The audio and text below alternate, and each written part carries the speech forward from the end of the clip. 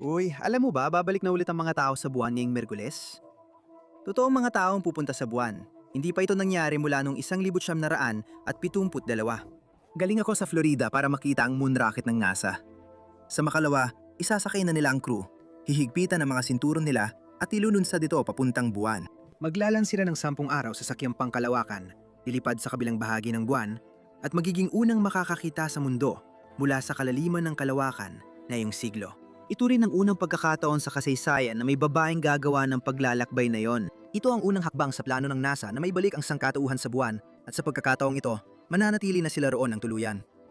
Nais nilang simula ng pagtatayo ng isang base sa buwan sa timog, polo ng buwan pagsapit ng 2030. Ipo-broadcast ng live ang misyon para mapanood ng lahat.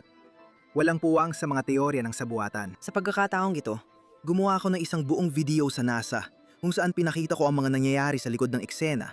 Ipinaliwanag ang buong misyon kung paano gumagana ang sasakyang pangkalawakan at ang detalyadong pagtalakay sa bawat araw ng biyahe. Kaya pindutin mo lang ang button na ito para mapanood ang buong video ngayon.